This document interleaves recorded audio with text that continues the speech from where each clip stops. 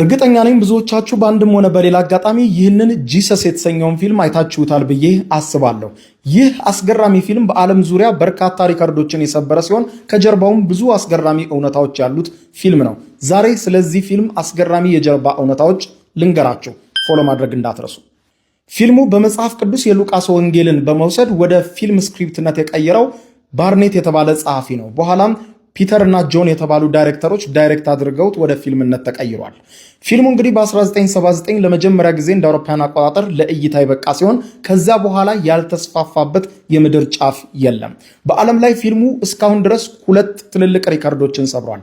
የመጀመሪያው በዓለም ዙሪያ በበርካታ ቋንቋ የተተረጎመ በታሪክ የመጀመሪያው ፊልም ሆኖ ዛሬ ድረስ እየመራ ይገኛል። ብታምኑም ባታምኑም ይህ ፊልም በዓለም ዙሪያ ከ2100 በላይ ቋንቋዎች በኢትዮጵያ ብቻ እንግዲህ ወደ 4 ቋንቋዎች እንደተተረጎመ በግል ያውቃለሁ። ከዛ በላይም ሊሆን ይችላል። በዓለም ዙሪያ ደግሞ ከ2100 በላይ ቋንቋዎች ተተርጉሞ እየታየ ይገኛል። ሌላኛው የሰበረው ሪከርድ ደግሞ በዓለም ዙሪያ በበርካታ ሰዎች በመታየት ብዙ እይታን ያገኘ ፊልም ለመሆን ችሏል።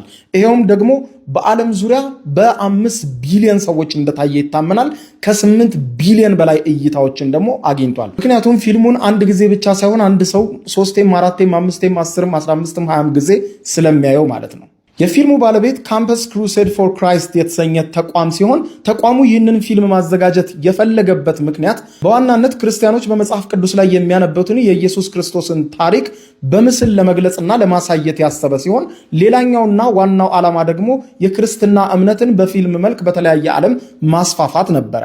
በጣም በሚያስገርም ሁኔታ በፊልሙ ላይ የተሳተፉ አብዛኛው ሰዎች ግን ማለትም 90% የሚሆኑት የክርስትና እምነት ተከታይ ያልሆኑ፣ አብዛኞቹ ደግሞ ሃይማኖትም ጭምር የሌላቸው ሰዎች ናቸው በፊልሙ ላይ የተሳተፉት። የፊልሙ ክሮዎችን፣ የፊልሙ ተዋናዮችን ዋና ዋና የሚባሉትን ጨምራችሁ ማለት ነው። ፊልሙን ሰርቶ ለማጠናቀቅ 6 ሚሊዮን የአሜሪካን ዶላር በወቅቱ እንግዲህ በ1970ዎቹ እንደ አውሮፓውያን አቆጣጠር የፈጀ ሲሆን ፊልሙ ለመንፈሳዊ ዓላማ እንደመዘጋጀቱ 6 ሚሊዮን የአሜሪካን ዶላር ሲያወጣ ያገኘው ገቢ ግን በአጠቃላይ 4 ሚሊዮን ዶላር ብቻ ነው። ምክንያቱም ዋናው ለኮሜርሻል ፐርፐዝ ወይም ደግሞ ለንግድ ፐርፐዝ ስላልተሰራ ማለት ነው። አንዳንድ ቦታዎች ላይ ፊልሙ የሚያስገኘው ገቢ በገጠር አካባቢዎች ላይ ፊልሙን በነፃ ለማሳየት ለህዝቡ ይውል እንደነበረ ነው መረጃዎቹ የሚያሳዩት።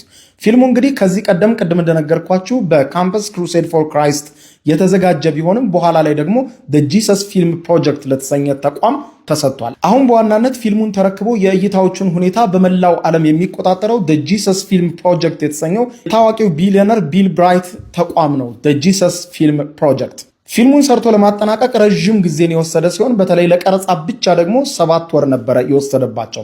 ከቀረጻው በላይ ግን እጅግ ረጅም ዓመት የፈጀባቸው ለፊልሙ የሚደረግ ዝግጅት ነበር።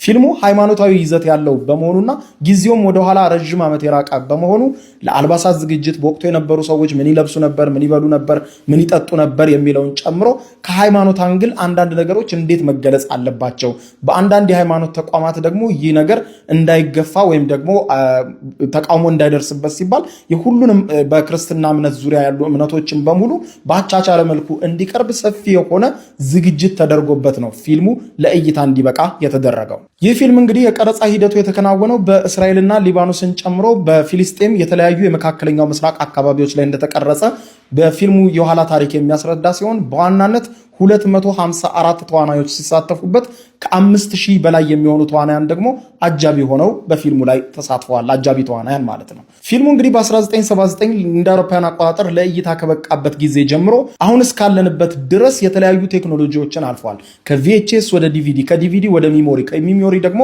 ወደ ዩቲዩብ እና ማህበራዊ ሚዲያዎች ጭምር በተጠናከረ ሁኔታ አሁንም እየተስፋፋ ሲሆን በፊልሙ ምክንያት ብቻ በሚሊዮን የሚቆጠሩ ሰዎች ወደ ክርስትና እምነት እንደመጡ ነው የዚህ ፊልም ታሪክ የሚያስረዳው። በቀጣይ ደግሞ ፊልሙ ላይ የተሳተፉ ተዋናያን ፊልሙ ላይ ከመሳተፋቸው በፊትና በኋላ ስለተፈጠረባቸው አስገራሚ ነገር በፖድካስት በቃለ መጠይቆቻቸው ስላጋሯቸው ነገሮችና ከፊልሙ ተዋናዮች ጀርባ ያሉትን አስገራሚ ነገሮች ደግሞ አጋራችኋለሁ። እስኪ እናንተ ስለዚህ ፊልም ምን ትላላችሁ? በቀጣይ ቪዲዮ እንገናኝ። ይመቻችሁ።